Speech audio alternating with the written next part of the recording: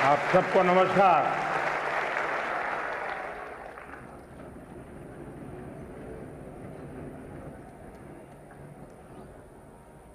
वैसे मेरा बड़ा प्रिय कार्यक्रम है, लेकिन कोरोना के कारण बीच में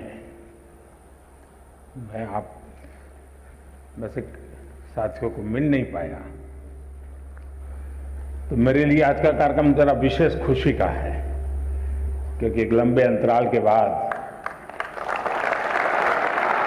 आप सबसे मिलने का मौका मिल रहा है।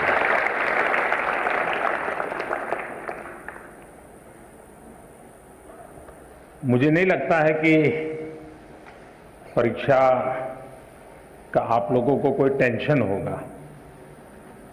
मैं सही हूं ना?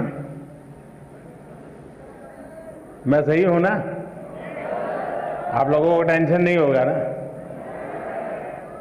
अगर टेंशन होगा तो आपके माता पिता को होगा कि क्या करेगा। सच में बताइए, किसको टेंशन है, आपको कि आपके परिवार वालों को? जिनको खुद को टेंशन है वो हाथ ऊपर करे। अच्छा, अभी भी लोग हैं? अच्छा, और जिनका पक्का विश्वास है कि मम्मी पापा को टेंशन है, वो कौन कौन है? ज्यादा लोग वही है। कल विक्रम संवत नव वर्ष शुरू हो रहा है, और वैसे ही अप्रैल महीना हमारे देश में अनेक त्योहारों से भरा रहता है। मेरी आने वाले सभी त्योहारों के लिए आप सबको बहुत बहुत शुभकामनाएं। लेकिन त्योहारों के बीच में एग्जाम भी होती है, और इसलिए त्योहारों का मजा नहीं ले पाते हैं। लेकिन अगर एग्जाम को ही त्योहार बना दें तो फिर वो त्योहार में कई रंग भर जाते हैं। और इसलिए आज का हमारा कार्यक्रम, हम हमारे एग्जाम्स में त्योहार का वातावरण कैसे बनाएं, उसको रंगों से कैसे भर दें, उमंग उत्साह के साथ हम परीक्षा के लिए कैसे प्रस्थान करें, इन्हीं बातों को लेकर के हम चर्चा करेंगे। कई साथियों ने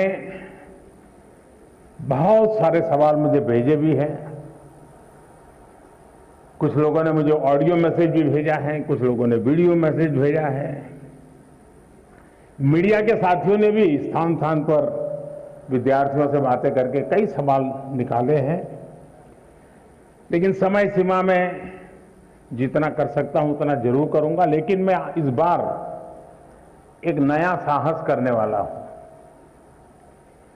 बस क्योंकि पिछले 5 बार का अनुभव है कि बाद में कुछ लोगों की शिकायत रहती है कि मेरी बात रह गई, मेरी बात नहीं आई वगैरह।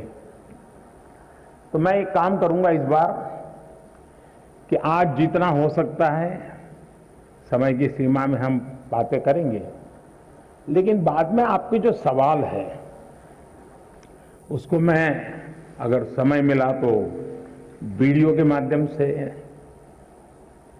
कभी प्रवास करते समय मेरे पास मौका होगा तो ऑडियो के माध्यम से, या तो फिर रिटन टेक्स्ट के रूप में मैं नमो ऐप पर सारे चर्चा को फिर से एक बार आपके सामने, जो चीजें यहां छूट गई हैं उसको रखूंगा, ताकि आप नमो ऐप पर जाकर के, और उसमें भी इस बार एक नया प्रयोग किया है, माइक्रो साइट बनाई है, तो वहां पर भी जाकर के आप इसका लाभ उठा सकते हैं।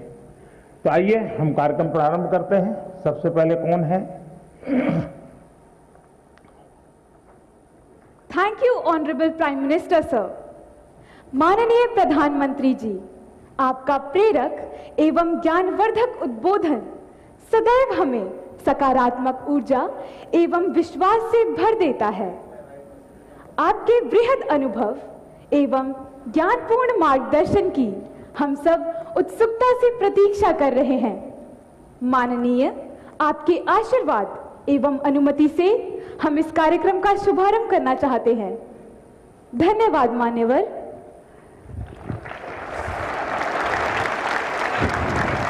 माननीय प्रधानमंत्री जी, भारत की राजधानी ऐतिहासिक नगरी दिल्ली के विवेकानंद स्कूल की कक्षा 12वीं की छात्रा खुशी जैन आपसे प्रश्न पूछना चाहती हैं। खुशी, कृपया अपना प्रश्न पूछिए।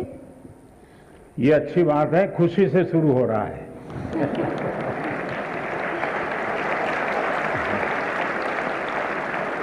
और हम भी चाहते हैं कि परीक्षा पूरी होने तक खुशी ही खुशी रहे। माननीय प्रधानमंत्री महोदय, नमस्कार। नमस्ते। मेरा नाम खुशी जैन है। मैं कक्षा 12वीं विवेकानंद स्कूल आनंद विहार दिल्ली की छात्रा हूँ। मान्यवर, मेरा प्रश्न है, जब हम घबराहट की स्थिति में होते हैं तो परीक्षा के समय हम तैयारी कैसे करें? धन्यवाद। धन्यवाद खुशी। मान्यवर, साहित्यिक परंपरा के परिप्रेक्ष्य में अत्यंत समृद्ध प्रदेश छत्तीसगढ़ के बिलासपुर के कक्षा 12वीं के छात्र ए श्रीधर शर्मा कुछ इसी तरह की समस्या से जूझ रहे हैं। वह उत्सुक है प्रधानमंत्री जी के समक्ष अपनी बात रखने को। श्रीधर, कृपया अपना प्रश्न पूछिए। नमस्कार माननीय प्रधानमंत्री महोदय, मैं ए श्रीधर शर्मा दक्षिण पूर्व मध्य रेलवे उच्चतर माध्यमिक विद्यालय नंबर 1 बिलासपुर छत्तीसगढ़ के कक्षा 12वीं आर्ट्स का छात्र हूँ। महोदय, मेरे प्रश्न कुछ इस प्रकार हैं। मैं परीक्षा संबंधी तनाव से कैसे निपटूं? अगर मेरे अंक अच्छे नहीं आए तो क्या होगा? अगर मुझे अपेक्षित अंक प्राप्त नहीं हुए तो क्या होगा? और अंततः अगर मेरे ग्रेड अच्छे नहीं आए तो मैं अपने परिवार की निराशा से कैसे निपटूं? धन्यवाद Shridhar. From the land where the Sabarmati Sant Mahatma Gandhi ji started his Satyagraha movement, I invite Kenny Patel, a class 10 student of Vadodara, who earnestly seeks your guidance on similar challenges faced by her. Kenny, please ask your question. Greeting Prime Minister sir. My name is Kenny Patel. I am from Treehouse High School, Vadodara, Gujarat, from class 10th. My question is how to overcome the stress of completing the whole syllabus with a proper revision to enhance our marks and result, and how to take proper sleep and rest during the examination time. Thank you sir. Thank you Kenny. माननीय प्रधानमंत्री जी, खुशी, श्रीधर शर्मा तथा केनी पटेल परीक्षा के तनाव से व्यथित हैं। उन्हीं की तरह देश भर से अनेक विद्यार्थियों ने एग्जाम स्ट्रेस से संबंधित प्रश्न पूछे हैं। परीक्षा के तनाव से लगभग सभी विद्यार्थी प्रभावित होते हैं और आपके मार्गदर्शन के अभिलाषी हैं। माननीय प्रधानमंत्री जी, एक साथ आप लोगों ने इतना सवाल पूछ लिए हैं कि ऐसा लग रहा है कि मुझे ही पैनिक से गुजरना पड़ेगा। देखिए, आपके मन में भय क्यों होता है, ये प्रश्न मेरे मन में है। क्या आप पहली बार एग्जाम देने जा रहे हैं? क्या आप में से कोई नहीं है जो पहली बार एग्जाम देने जा रहा है? मतलब कि आपने बहुत सारी एग्जाम दे चुके हैं और अब तो आप प्रकार से एग्जाम के इस दौर से आखिरी छोर की तरफ पहुंच चुके हैं। इतना बड़ा समंदर पार करने के बाद किनारे पर डूबने का डर, ये तो दिमाग में बैठता नहीं है। तो पहली बात है कि आप मन में एक बार तय कर लीजिए कि परीक्षा जीवन का एक सहज हिस्सा है। हमारी विकास यात्रा का छोटे छोटे पड़ाव है और उस पड़ाव से हमें गुजरना है, हम गुजर चुके हैं। जब इतनी बार हम एग्जाम दे चुके हैं, एग्जाम देते देते देते एक प्रकार से हम एग्जाम प्रूफ हो गए हैं। और जब ये विश्वास पैदा हो जाता है तो ये नहीं, आने वाली किसी भी एग्जाम के लिए ये अनुभव अपने आप में आपकी ताकत बन जाते हैं। इसे, आपके इन अनुभव को, जिस प्रक्रिया से आप गुजरे हैं, उसको आप कतई छोटा मत मानिए। दूसरा, ये आपके मन में जो पैनिक होता है, क्या ये तो नहीं है कि प्रिपेयर्डनेस में कमी है?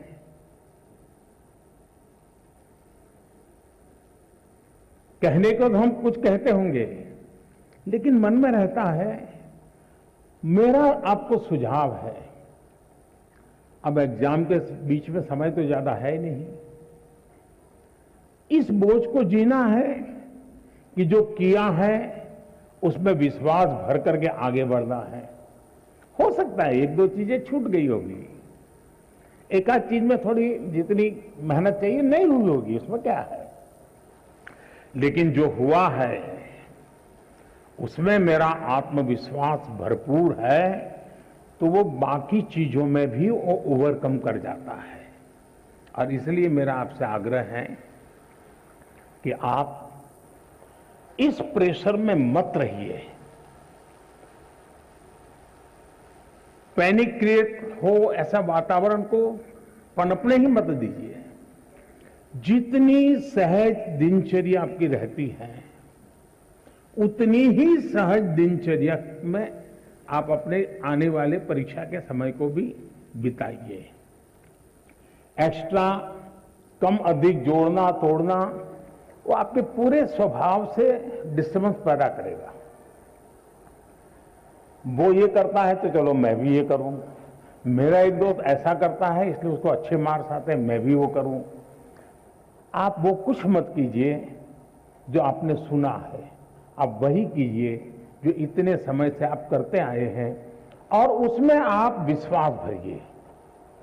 मुझे पक्का भरोसा है आप पर कि आप बहुत सरलता से, उमंग से, उत्साह से, एक फेस्टिवल मूड में एग्जाम दे पाएंगे और सफल होकर रहेंगे।